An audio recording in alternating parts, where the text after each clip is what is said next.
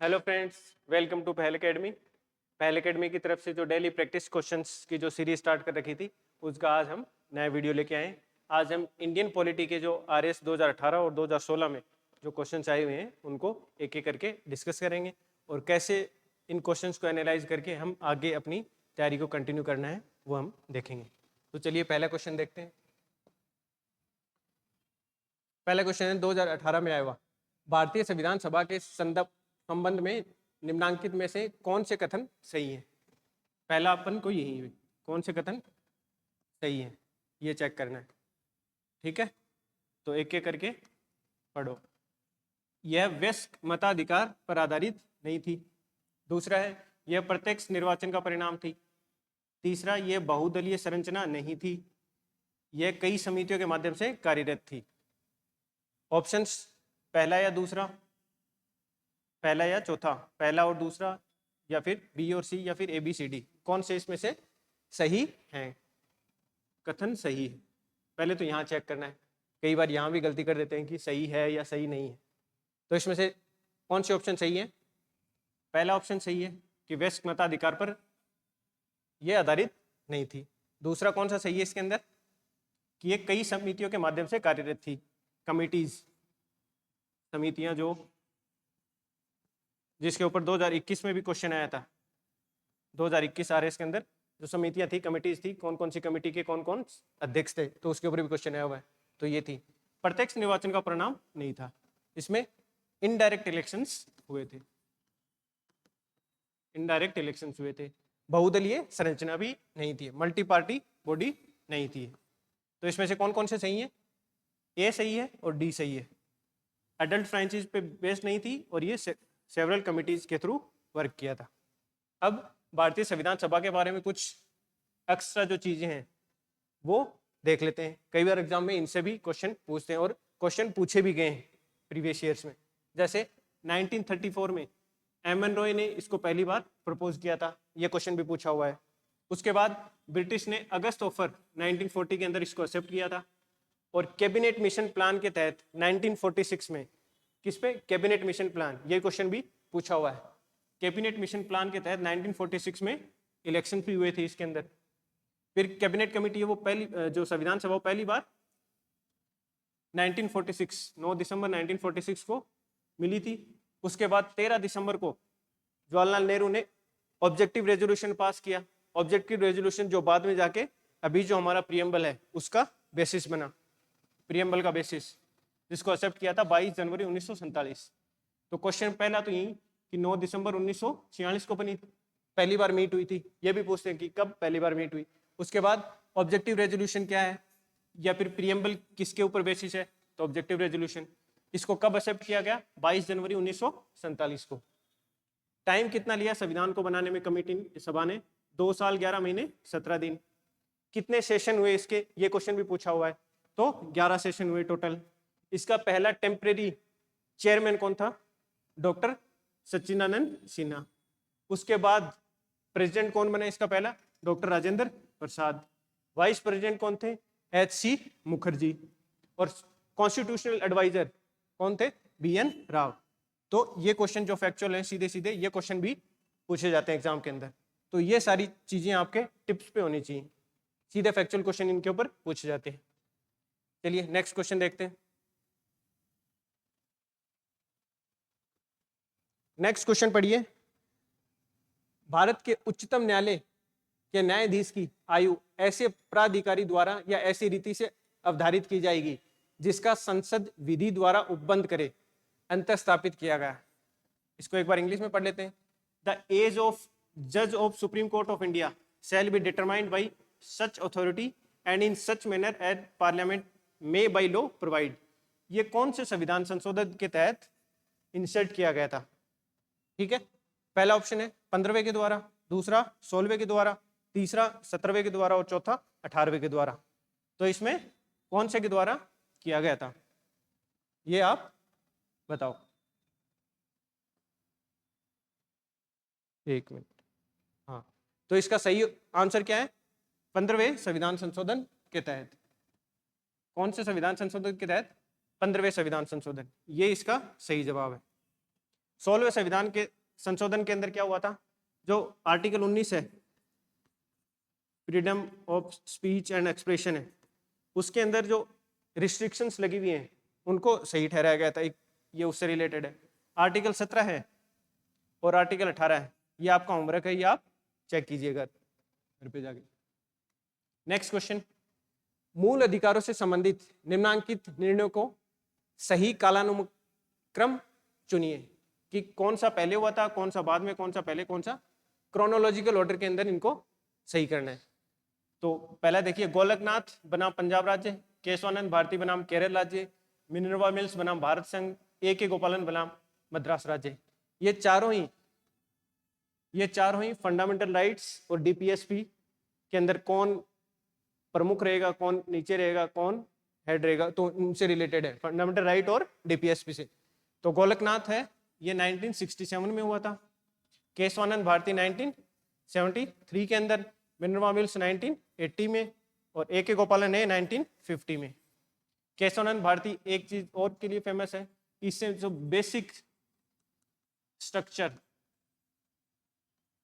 Structure of constitution है वो भी इससे निकल के आई थी। ठीक है, तो इसमें पहला कौन सा आएगा, डी ऑप्शन पहले आएगा, उसके बाद कौन सा आएगा, 67 ए ऑप्शन आएगा, उसके बाद बी आएगा, उसके बाद सी। तो इसमें से कौन सा ऑप्शन सही है, इसमें थर्ड ऑप्शन, तो इसमें थर्ड ऑप्शन सही हो जाएगा। नेक्स्ट क्वेश्चन, निम्नांकित में कौन स्वर्ण सिंह समिति 1976 के सदस्य रहे हैं। पहला है A R Atul, S S रे, हरिदेव जोशी और सी एम स्टीफन। तो हम पढ़ते हैं तो हरिदेव जोशी का नाम कहीं भी हम नहीं सुनते, तो ये बाकी तीनों सही है। स्वर्ण सिंह जो समिति थी 1976 में, तो उनके ये तीनों मेंबर्स थे, तो सही ऑप्शन हो जाएगा डी। अब स्वर्ण सिंह समिति के बारे में कुछ और एक्स्ट्रा चीजें हम देख लेते हैं।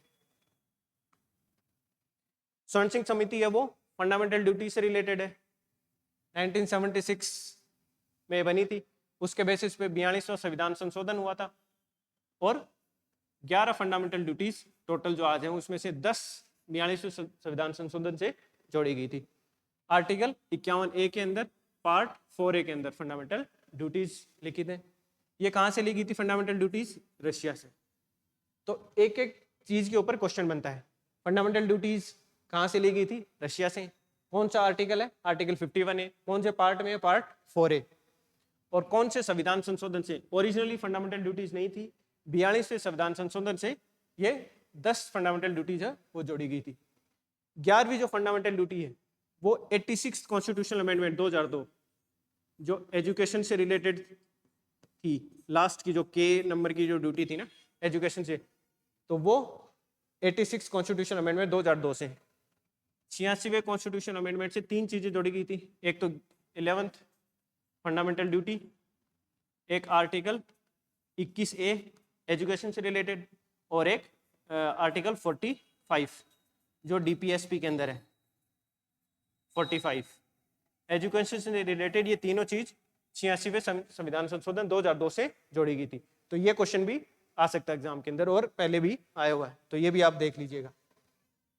नेक्स्ट क्वेश्चन देखते हैं, भारत के संविधान के अनुच्छेद 240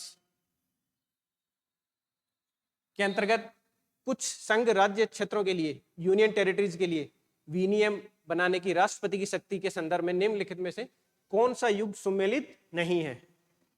यहां पे गौर करना है, नहीं है सुमेलित। ठीक है, पहला ऑप्शन देखते हैं, आर्टिकल 240 वन कै अंडमान निकोबार, वन ख लक्षद्वीप, वन ग पुडुचेरी, वन घ दमन और दीप। तो इसमें से सही ऑप्शन कौन सा है, थर्ड ऑप्शन। ये है, ये भी है, ये नहीं है, ये भी है। तो हम 240 आर्टिकल है इसको एक बार देख लेते हैं। यूनियन टेरिटरी के लिए पार्ट 8 के अंदर 239 से 241 तक आर्टिकल है। आर्टिकल 239 के अंदर है कि प्रेसिडेंट है यूनियन टेरिटरी का एडमिनिस्ट्रेशन करेगा। आर्टिकल 239 ए है, आई थिंक ए है, ये मिसप्रिंट हो गया। आर्टिकल 239 ए के अंदर है कि पार्लियामेंट के पास शक्ति है कि यूनियन टेरिटरीज के लिए लेजिस्लेचर क्रिएट करने की शक्ति किसके पास, पार्लियामेंट के पास। इसी के संदर्भ में आर्टिकल 239 ए बनाया गया और 69th कॉन्स्टिट्यूशनल अमेंडमेंट भी, जिसमें दिल्ली के लिए जो नेशनल कैपिटल रीजन है इसके लिए स्पेशल प्रोविजंस भी इंक्लूड किए गए। आर्टिकल 240 जो क्वेश्चन के अंदर कह रहा है उसमें ये 4 यूनियन टेरिटरी शामिल है। कौन कौन सी है? अंडमान निकोबार ए में, बी में लक्षद्वीप, सी में दादरा नागर हवेली और डी में दमन एंड दीव। तो देखिए यहां पे क्या आएगा, दादरा एंड नागर हवेली, ठीक है, सी के अंदर ये चारों है। अब टोटल यूनियन टेरिटरी कितनी है? 8, 28 स्टेट्स और 8 यूनियन टेरिटरीज। अंडमान निकोबार, चंडीगढ़, ये 2019 के अंदर दादरा नागर हवेली और दमन एंड दीव को मिला के और एक यूनियन टेरिटरी बना दी है। दिल्ली, जम्मू एंड कश्मीर और लद्दाख, इसको भी 2019 के अंदर प्रेसिडेंशियल ऑर्डर से जम्मू कश्मीर और लद्दाख का 2 अलग अलग यूनियन टेरिटरी बना दी। लक्षद्वीप और पौंडीचेरी, इसमें 3 यूनियन टेरिटरी है जिसके पास अपनी विधानसभा है। कौन कौन सी है वो? दिल्ली, जम्मू एंड कश्मीर और पुडुचेरी, ये 3 यूटीज है जिनके अंदर विधानसभा है। नेक्स्ट, निम्नलिखित में से कौन सी तारीख को भारत के राष्ट्रपति ने अपनी शक्तियों का प्रयोग करते हुए उद्घोषणा द्वारा यह घोषणा की कि गंभीर आपात विद्यमान है जिसके कारण आंतरिक अशांति से भारत की सुरक्षा को गंभीर खतरा है? इमरजेंसी कब लगी थी? तो ऐसे फैक्चुअल क्वेश्चन भी आरएस में देखने को मिलेंगे। 10 से 15 क्वेश्चन ऐसे फैक्चुअल आपको देखने को मिलेंगे, इसमें एग्जैक्ट डेट भी। अब इसमें ये तो चलो हम कॉमन सेंस से एलिमिनेट कर सकते हैं, इन दोनों के अंदर कंफ्यूज होगा क्योंकि डेट भी एकदम पास पास में दे दी, 25 जून और 26 जून 1975। तो इसमें सही आंसर वो है थर्ड, 25 जून 1975, ठीक है। नेक्स्ट, भारतीय संविधान के अनुच्छेद 87 के अंतर्गत भारत का राष्ट्रपति अभिभाषण देता है। भारत का राष्ट्रपति अभिभाषण देता है। पहला है सदन के दोनों सदन की संयुक्त बैठक में, सदन के दोनों सदनों की संयुक्त अधिवेशन में, संसद के दोनों सदनों के संयुक्त सत्र में, या फिर एक साथ संवेद सदन के दोनों सदन में। इंग्लिश में देखें तो joint sitting of both houses of parliament, joint meeting of both houses of parliament और joint session of both houses of parliament, या फिर both houses of parliament assembled together. तो इसमें सही ऑप्शन कौन सा है? D, both houses of parliament assembled together. Joint sitting तो कौन करता है? लोकसभा स्पीकर, ठीक है। तो ऐसे सिंपल क्वेश्चन भी आते हैं। नेक्स्ट, निम्नलिखित में भारतीय संसद की वित्तीय समितियां, फाइनेंशियल जो कमिटीज हैं वो कौन सी हैं? तो हम पढ़ते हैं कि फाइनेंशियल कमिटीज कितनी है? 3। कौन कौन सी हैं? Estimate committee, public account committee या कमेटी ऑन पब्लिक अंडरटेकिंग, ये 3 ही पब्लिक फाइनेंशियल कमिटीज हैं। तो ऑप्शन देखिए, प्राक्कलन समिति यानी कि एस्टिमेट कमेटी, लोक लेखा समिति यानी पब्लिक अकाउंट, लोक उपक्रम यानी कमेटी ऑन पब्लिक अंडरटेकिंग, और चौथा ऑप्शन है संसद सदस्यों के वेतन तथा भत्तों संबंधी संयुक्त समिति। तो ये नहीं है। तो इसका सही आंसर क्या हो जाएगा? ए, बी और सी, यानी third option. Simple question. Next, Bharat के नियंत्रक एवं महालेखा परीक्षक कैग को उसके पद से हटाए जाने की प्रक्रिया निम्नांकित में किसके समान है? कैग को हटाया जा सकता है किसके समान?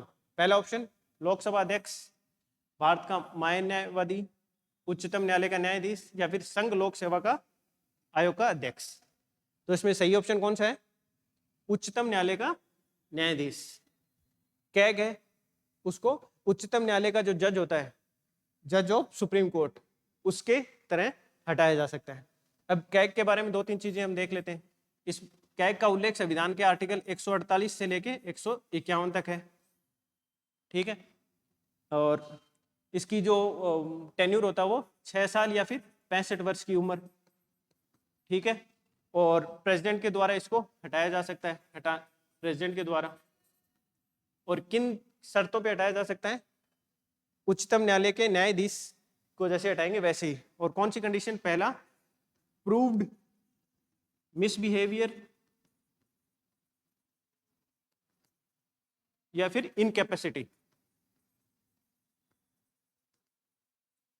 प्रूव्ड मिसबिहेवियर या फिर इनकैपेसिटी, ये दो कंडीशन होंगी तभी प्रेसिडेंट के द्वारा कैग को हटाया जा सकता है।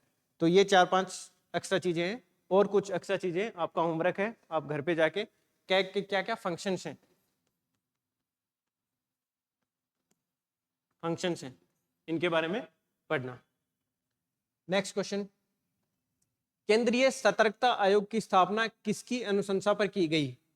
कौन सी कमेटी थी जिसके बेसिस पे सीवीसी सेंट्रल विजिलेंस कमीशन का गठन हुआ? पहला ऑप्शन गोरवाला प्रतिवेदन, कृपलानी समिति, संथनम समिति या भारतीय प्रशासनिक सुधार आयोग। तो इसमें सही आंसर कौन सा है? संथनम समिति, संथनम कमेटी। ये हम पढ़ते ही हैं। कब फॉर्म हुई थी ये? 1964 के अंदर, 1964।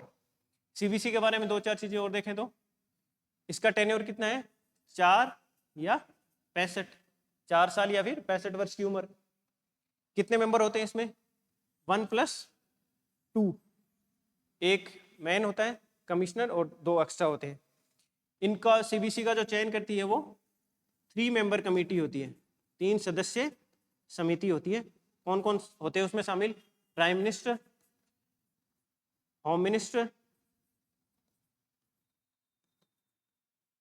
गृह मंत्री और लीडर ऑफ ऑपोजिशन, इन लोकसभा। ये 3 मेंबर कमेटी होती है जो सीवीसी को चुनती है। कितने मेंबर? 3 मेंबर, 4-65 इसका टेन्योर और 1+2 इसके अंदर मेंबर होते हैं। इसके अलावा इसके क्या फंक्शन है, ये आपका होमवर्क है, घर पे जाके इसको पढ़ना। नेक्स्ट क्वेश्चन, जनहित याचिका की अवधारणा की शुरुआत किस देश से हुई? सिंपल सा क्वेश्चन है। Canada, United states of America, United kingdom, Australia. सही ऑप्शन क्या होगा? यूएसए से। पीआईएल की जो अवधारणा वो United states of America, US से शुरू हुई थी। नेक्स्ट क्वेश्चन, निम्नलिखित में से कौन सी शब्दावली सूचना का अधिकार अधिनियम 2005 आरटीआई, राइट टू इंफॉर्मेशन 2005 की उद्देशिका में उल्लिखित है? Which of the following terminologies is mentioned in the preamble of Right to Information Act 2005? पहला है ट्रांसपेरेंसी ऑफ इंफॉर्मेशन, सूचना की पारदर्शिता। दूसरा है रेवोल्यूशन ऑफ इंफॉर्मेशन, सूचना का प्रकटन। इन्फॉर्म्ड सिटीजनरी, ससूचित नागरिकता। पैरामाउंटेंसी ऑफ डेमोक्रेटिक आइडियल्स, लोकतांत्रिक आदर्श की प्रभुता। तो इसमें कॉमन सेंस से भी चारों ही सही लग रहे हैं, तो चारों ही ऑप्शन इसके सही आंसर है। आरटीआई एक्ट के बारे में होमवर्क है, घर पे जाके इसके बारे में पढ़ना, ठीक है। नेक्स्ट, निम्न में से भारत सरकार अधिनियम 1919, गवर्नमेंट ऑफ इंडिया एक्ट 1919 के बारे में असत्य कथन, देखो क्या पूछा है? असत्य कथन को चिन्हित कीजिए। असत्य तो क्वेश्चन को ध्यान से पढ़ना है। असत्य कथन पूछा है यहाँ में। पहला ऑप्शन भारतीय सरकार अधिनियम 1921 में लागू हुआ। दूसरा, ये अधिकार मॉर्ले मिंटो सुधार अधिनियम के नाम से भी जाना जाता है। थर्ड है मोंटेग्यो भारत के राज सचिव और लॉर्ड चैम्सफोर्ड भारत के वायसरॉय थे। नेक्स्ट, इस अधिनियम में केंद्रीय एवं प्रांतीय विषयों को अलग कर दिया गया था। अब कॉमन सेंस से देखो, एक स्टेटमेंट में तो बात कर रहा मोंटे मिंटो सुधार भी कहते हैं, और दूसरे के अंदर ये कह रहा कि मोंटेग्यो और चैम्सफोर्ड की। अगर यही होता तो यहां भी मॉर्ले होता, यहां भी मिंटो होता। तो थोड़ा सा दिमाग पे जोर लगाएंगे तो मॉर्ले मिंटो सुधार है वो कौन सा एक्ट है? 1909 का। तो असत्य पूछा है तो ये ऑप्शन गलत हो जाएगा, ठीक है। Simple question. अब 1919 अधिनियम की कुछ एक्स्ट्रा बातें हैं, वो एक बार देख लेते हैं। 1919 के अधिनियम में डायर की प्रोविंस लेवल पे जो डायर की थी, यानी कि सब्जेक्ट है वो रिजर्व सब्जेक्ट और ट्रांसफर सब्जेक्ट, ये लाया गया। बाई कैमरलिज्म इंट्रोड्यूस किया गया, मतलब लोकसभा राज्यसभा ऐसे द्विसदनीय। डायरेक्ट इलेक्शंस भी स्टार्ट किए गए थे। कुछ कम्युनल रिप्रेजेंटेशन है 1909 में स्टार्ट हुआ, उसको और आगे बढ़ा दिया गया, सिख के लिए, इंडियन क्रिश्चियंस के लिए, एंग्लो इंडियंस के लिए और यूरोपियंस के लिए। और लिमिटेड फ्रेंचाइजी भी दी गई, वोट देने का अधिकार, एजुकेशन, प्रॉपर्टी या टैक्स के बेसिस पे। तो ये कुछ 3-4 पॉइंट और एक्स्ट्रा जो हो सकता है कि इस बार एग्जाम में पूछ ले। नेक्स्ट क्वेश्चन, निम्न में से एक कथन असत्य है अगेन असत्य कथन है, क्वेश्चन को ध्यान से पढ़ना है। असत्य कथन कौन सा है? पहला, बंबई राज्य है वो गुजरात तथा महाराष्ट्र में विभाजित किया गया था। दूसरा, मैसूर राज्य का नया नाम तमिलनाडु रखा गया। तीसरा, हिमाचल प्रदेश पहले संघ शासित प्रदेश की सूची में था। चौथा, गोवा को दमन एंड दीव से अलग किया गया।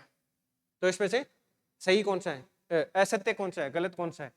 तो ये सही है, बंबई राज्य वो गुजरात और महाराष्ट्र में विभाजित किया गया, सही है। मैसूर राज्य का नया नाम तमिलनाडु नहीं था, मैसूर राज्य का नया नाम था वो कर्नाटक। और तमिलनाडु किसका था? सॉरी, तमिलनाडु किसका था? मद्रास। ठीक है, तो ये गलत हो गया, ऐसे ही पूछा है तो ये गलत हो गया। तीसरा, हिमाचल प्रदेश पहले संघ शासित प्रदेश यानी यूटी था। तो एग्जाम में ये क्वेश्चन भी पूछ सकते हैं कि ऐसे कौन से स्टेट्स थे जो पहले यूटी थे। तो हिमाचल प्रदेश तो एक दे ही दिया, मणिपुर, मिजोरम, त्रिपुरा, अरुणाचल प्रदेश और गोवा, ये कुछ थे। अगर कुछ और बच गया है तो आप एक बार चेक कर लीजिएगा। हिमाचल प्रदेश, मणिपुर, मिजोरम, त्रिपुरा, अरुणाचल प्रदेश और गोवा, ये स्टेट्स भी पहले यूनियन टेरिटरीज थे। तो ऐसे फैक्चुअल क्वेश्चंस भी आते हैं। ठीक है, नेक्स्ट, संविधान में मौलिक कर्तव्य को कब सम्मिलित किया गया था? फंडामेंटल ड्यूटीज को कब इनकॉर्पोरेट किया गया था? अभी हमने कुछ स्लाइड पहले 1976 में स्वर्ण सिंह समिति पढ़ा था, तो इसका सिंपल सा क्वेश्चन है, क्या आंसर हो जाएगा? 1976। नेक्स्ट क्वेश्चन, केंद्रीय सूचना आयुक्त का कार्यकाल कितना होता है? सेंट्रल जो इंफॉर्मेशन कमिश्नर होता है उसका कार्यकाल कितना होता है? हालांकि ये 2018 में आया हुआ क्वेश्चन है, इसका सही आंसर क्या है? 5 वर्ष या 65। लेकिन 2019 में इसमें संशोधन किया गया और सेंट्रल गवर्नमेंट को अधिकार दे दिया कि ये 5 वर्ष हटा के कि सेंट्रल गवर्नमेंट है, केंद्र सरकार जो है वो डिसाइड करेगी कि कितने वर्ष तक रहेगा। 65 वर्ष तो कंटिन्यू रखा गया कि या तो सेंट्रल गवर्नमेंट डिसाइड करेगी या फिर 65 वर्ष। तो अगर अब क्वेश्चन आए तो ये ऑप्शन गलत हो जाएगा, क्योंकि 5 वर्ष को हटा के अब सेंट्रल गवर्नमेंट डिसाइड करेगी। 65 वर्ष जो अपर एज लिमिट है वो तो एज इट इज रखी है। इसके अलावा आरटीआई एक्ट 2005 के तहत ये बना है सीआईसी। इसमें कितने मेंबर होते हैं? 1+10, मैक्सिमम 10 हो सकते हैं। 1+10, सीआईसी के अलावा 10 और हो सकते हैं मैक्सिमम। ठीक है, इसको जो चयन करते हैं, जो इनको चयन करने की जो एक समिति है वो भी 3 मेंबर समिति है। कौन कौन होते हैं उसमें? प्राइम मिनिस्टर, 3 मेंबर समिति है, prime minister, leader of opposition Lok Sabha के अंदर, और कोई एक मिनिस्टर जिसको प्राइम मिनिस्टर नॉमिनेट करेगा, वो एक मंत्री। 3 हो गए, प्रधानमंत्री, लीडर ऑफ ऑपोजिशन इन लोकसभा और कोई भी एक मंत्री जिसको प्रधानमंत्री नॉमिनेट करेगा। ठीक है, 2019 में अमेंड कर ही दिया है। और क्या क्या अमेंडेड प्रोविजंस है वो आपका होमवर्क है, चेक कीजिएगा। ठीक है, सिंपल क्वेश्चन आते हैं। आयोग से लगभग हर साल 2 या 3 क्वेश्चन आयोग से आते हैं, सेंटर जो आयोग है उनसे भी और राज्य के जो आयोग है उनसे भी। तो लगभग 4-5 क्वेश्चन आयोग से आते हैं, तो आयोग को अच्छे से पढ़ना है। नेक्स्ट क्वेश्चन, निम्नलिखित में से किस विधायी सदन को समाप्त किया जा सकता है? किस विधायी सदन को समाप्त किया जा सकता है? पहला, लोकसभा, राज्यसभा, विधान परिषद या विधानसभा। तो लोकसभा को तो नहीं, हर 5 वर्ष बाद इलेक्शन होते हैं तो नहीं समाप्त कर सकते। राज्यसभा के अंदर 6 वर्ष का होता है, हर 2 साल बाद वो रिटायर होते हैं, तो ये तो परमानेंट सदन है, हम पढ़ते हैं परमानेंट। विधान परिषद, विधानसभा, इसमें भी 5 वर्ष बाद इलेक्शन होते हैं। तो विधान परिषद है वो ऐसा है कि जिसको समाप्त भी किया जा सकता है, यानी लेजिस्लेटिव काउंसिल। और इसका कौन से संविधान के अंदर उल्लेख है इसको लगाने का और हटाने का? आर्टिकल 169। तो ये अनुच्छेद भी ध्यान में रखिएगा। दूसरा, कि हाल फिलहाल में प्रेजेंट में कितने स्टेट्स के अंदर ये है? तो लगभग 6 स्टेट में है ये, आंध्र प्रदेश, तेलंगाना, यूपी, बिहार और महाराष्ट्र और कर्नाटका, ये 6 स्टेट्स हैं। इन 6 स्टेट्स में विधान परिषद अभी है प्रेजेंट में। तो आर्टिकल 169 और ये, ठीक है। नेक्स्ट क्वेश्चन, राज्य के निम्नांकित में से किस समूह पर PESA act, panchayat extension to schedule areas 1996 परिवर्तनीय नहीं है? क्वेश्चन को ध्यान से पढ़ना है, परिवर्तनीय नहीं है पूछा है। पहला ऑप्शन देखते हैं, असम, मेघालय, तमिलनाडु। दूसरा राजस्थान, तेलंगाना, महाराष्ट्र। तीसरा हिमाचल प्रदेश, गुजरात, छत्तीसगढ़। चौथा आंध्र प्रदेश, झारखंड और उड़ीसा। तो पैसा एक्ट है वो कौन कौन से स्टेट में, अगर ये हम देख लें तो ये क्वेश्चन आसानी से हो जाएगा। तो लगभग 10 स्टेट्स के अंदर है, जिसमें से 6 स्टेट्स हैं उन्होंने पैसा एक्ट को लागू कर रखा है, ठीक है, लागू कर रखा है। तो वो 10 स्टेट्स कौन कौन से हैं? आंध्र प्रदेश, छत्तीसगढ़, झारखंड, उड़ीसा, तेलंगाना, महाराष्ट्र, गुजरात, राजस्थान और एचपी। कितने हो गए? 1 2 3 4 5 6 7 8 9, और कौन सा बच गया? एमपी, महाराष्ट्र, ये मध्य प्रदेश। तो ये टोटल 10 स्टेट्स हैं, जिसमें से 6 स्टेट्स के अंदर पैसा एक्ट है वो लागू है। अभी रिसेंटली ये न्यूज में क्यों था? क्योंकि छत्तीसगढ़ की भी बात चल रही है कि वो भी इसको लागू कर दिया या ये करेगा, तो ये 7वां हो जाएगा अगर करेगा तो इसलिए ये न्यूज में था। तो एक बार ये छत्तीसगढ़ का आप चेक कर लीजिएगा, और इसके बाकी जितने भी प्रोविजंस हैं वो भी मेंस के लिए तैयार कर लेना। नेक्स्ट क्वेश्चन,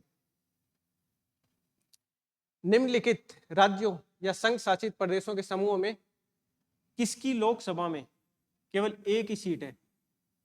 यह क्वेश्चन तो देखो कॉमन सेंस से भी हो सकता है, और बाकी अगर आपको आता है तो आता, वरना ऐसे क्वेश्चन छोड़ देने चाहिए। कॉमन सेंस से देखो कैसे करेंगे हम इसको। अरुणाचल प्रदेश, सिक्किम और लक्षद्वीप। अरुणाचल प्रदेश तो चलो ऐसे एलिमिनेट कर दें कि एरिया थोड़ा बड़ा है, तो एक सीट तो नहीं होगी, एक से तो ज्यादा ही होगी। गोवा, मेघालय, नागालैंड, तो गोवा को वैसे काट देंगे, एक से तो ज्यादा ही होगी। तीसरा चंडीगढ़, यूटी है एक, सिक्किम, मिजोरम। ये दोनों छोटे छोटे एरिया वाइज भी और वैसे भी छोटे हैं, तो इसको हम एक बार रोक देते हैं। नेक्स्ट ऑप्शन पढ़ते हैं, मणिपुर, दादरा नागर हवेली और पुडुचेरी। ये चलो मान लेते हैं, लेकिन मणिपुर एक बड़ा क्षेत्र है, तो इसमें से भी ऑब्वियस सी बात है एक से तो ज्यादा ही होगी। तो सही आंसर कौन सा हो जाएगा? थर्ड ऑप्शन, चंडीगढ़, सिक्किम और मिजोरम। तो हालांकि आपको नहीं पता कि कौन से स्टेट में कितनी लोकसभा सीट है, लेकिन कॉमन सेंस से एलिमिनेट करके और ये ऑप्शन इसमें सही हो जाएगा, ठीक है। नेक्स्ट, इधर एक सूची दे रखी है, इधर एक सूची दे रखी है, फंडामेंटल राइट्स लिखे हुए इधर, और ये कौन सा आर्टिकल है, तो ये चेक करना है। तो पहला देखते हैं, उपाधियों का अधिकार, तो ये कौन सा आर्टिकल है? आर्टिकल 18, ठीक है। धार्मिक मामलों के प्रबंध की स्वतंत्रता, तो ये कौन सा आर्टिकल है? आर्टिकल 26, 25 से 28 है ना, रिलीजन वाले। अल्पसंख्यकों की भाषा का संरक्षण, तो ये आर्टिकल 29 और 30 माइनॉरिटीज वाले, ठीक है। शिक्षा का अधिकार, अभी हमने देखा था 86 कॉन्स्टिट्यूशनल अमेंडमेंट एक्ट, तो ये कौन सा हो जाएगा? आर्टिकल 21A, ठीक है। तो क्या ऑप्शन हमारे सही हो जाएंगे? 3, 4, 1 और 2, तो इसमें से कौन सा सही है? थर्ड ऑप्शन सही है, ठीक है। तो इससे इस क्वेश्चन से पता चला कि आपको आर्टिकल्स भी याद होने चाहिए, स्पेसिफिकली जो फंडामेंटल राइट्स हैं, डीपीएसपी हैं, फंडामेंटल ड्यूटीज हैं, प्रेसिडेंट है, पार्लियामेंट के कुछ आर्टिकल्स हैं, सुप्रीम कोर्ट के कुछ आर्टिकल्स हैं, तो वो आपको ध्यान में होना चाहिए। डायरेक्ट क्वेश्चन है, आराम से नंबर फैच कर सकते हो यहाँ पे, ठीक है। नेक्स्ट, निम्नलिखित में से एक भारत सरकार अधिनियम 1935 की मुख्य विशेषताओं में से नहीं था। अगेन नहीं था पूछा है। अभी अभी हमने 1919 के एक्ट को पढ़ा, तो ये सारे जो कॉन्स्टिट्यूशनल जो एक्ट्स हैं उसमें 1909 का एक्ट, 1919 का एक्ट और 1935 का एक्ट, ये तीनों तो कुछ ज्यादा ही इंपॉर्टेंट है। अभी हमने देखा कि 1919 से भी पूछा था और 35 से पूछ लिया, 2 क्वेश्चन पूछ लिया अभी, ठीक है। तो पहला देखते हैं, इसमें नहीं है पूछा, ये ध्यान रखिएगा। यह प्रांतीय स्वायत्तता के सूत्रपात का संकेत था। दूसरा, इस अधिनियम में अखिल भारतीय महासंघ का प्रावधान था। इसने प्रांतीय स्तर पर द्वैत शासन प्रणाली को समाप्त कर केंद्र में लागू किया था। चौथा, अवशिष्ट विषय प्रांतीय विधायकों को आवंटित किए गए थे। तो इसमें से कौन सा मुख्य विशेषता में से नहीं था? तो इसमें से चौथा जो है, रेजिडुअल जो पावर्स थे, रेजिडुअल पावर्स थे, वो प्रोविंशियल लेजिस्लेचर को नहीं दिए थे। बाकी प्रोविंस ऑटोनॉमी थी, ऑल इंडिया फेडरेशन की बात की गई थी, और डायरकी को प्रोविंशियल लेवल पे अबोलिश कर दिया गया था और सेंटर पे इंट्रोड्यूस किया गया था। इसके अलावा कुछ एक्स्ट्रा प्रोविजंस जो है इसके मुख्य विशेषता थी वो हम देख लेते हैं। सब्जेक्ट्स को 3 लिस्ट में डिवाइड कर दिया, जो अभी आज हम पढ़ते हैं, यूनियन लिस्ट, स्टेट लिस्ट और कॉन्करेंट लिस्ट। तो उसका बेसिस कहाँ था? 1935 का एक्ट, फेडरल, प्रोविंशियल और कॉन्करेंट। ऑप्शन में भी था, प्रोविंस पे डायरकी अबोलिश कर दी और सेंटर पे इनेक्ट कर दी गई थी। प्रोविंशियल ऑटोनॉमी, डायरकी खत्म करके ऑटोनॉमी दे दी, ठीक है। नेक्स्ट, कम्युनल रिप्रेजेंटेशन थे, 1919 से शुरू हुआ, 1909 से शुरू हुआ, 1919 में और बढ़ाया गया और 1935 में डिप्रेस्ड क्लास, वुमेन और लेबर। वुमेन का क्वेश्चन पूछा जाता है तो 1935 के अंदर कम्युनल रिप्रेजेंटेशन वुमेन वाला। ऑल इंडिया फेडरेशन, हालांकि ये कभी प्रैक्टिकली लागू नहीं हुई। नेक्स्ट, बाई कैमरलिज्म वो 6 प्रोविंसेस में, बंगाल, बम्बई, मद्रास, बिहार, आसाम और यूनाइटेड प्रोविंस, इन 6 के अंदर बाई कैमरलिज्म, लोकसभा राज्यसभा लागू कर दिया। आरबीआई का बेसिस यही है, फेडरल कोर्ट का, फेडरल पीएससी जो यूपीएससी बात करते हैं, स्टेट पीएससी और जॉइंट पीएससी। तो ये कुछ एक्स्ट्रा विशेषता है कौन से? 1935 एक्ट की, गवर्नमेंट ऑफ इंडिया एक्ट। तो इनको अच्छे से याद कर लेना, मेंस में भी पूछ सकते हैं और प्री में भी तो पूरे चांसेस। नेक्स्ट, भारत के राष्ट्रपति के महायोग की प्रक्रिया है इम्पीचमेंट, राष्ट्रपति का जो इम्पीचमेंट है उसकी प्रक्रिया आर्टिकल 61 के अंदर, आर्टिकल 61 के अंदर, ठीक है।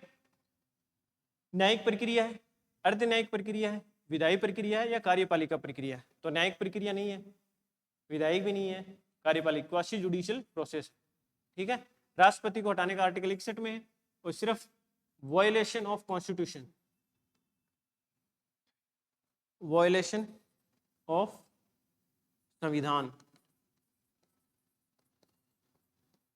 वायलेशन ऑफ कॉन्स्टिट्यूशन के बेसिस पे ही आर्टिकल 61 के तहत राष्ट्रपति को हटाया जा सकता है, ठीक है।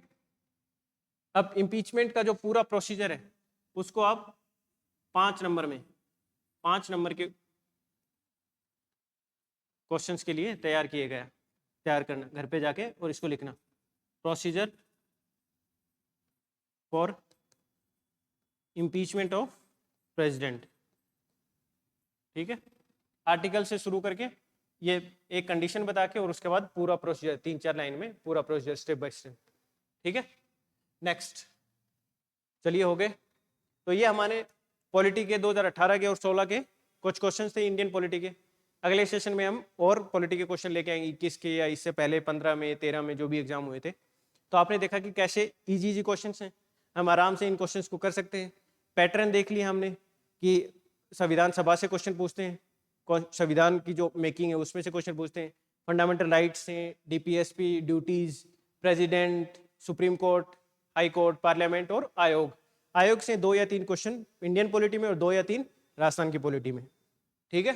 तो अगली क्लास में मिलते हैं। वीडियो को देखें, लाइक करें, शेयर करें और सब्सक्राइब करें। Thank you.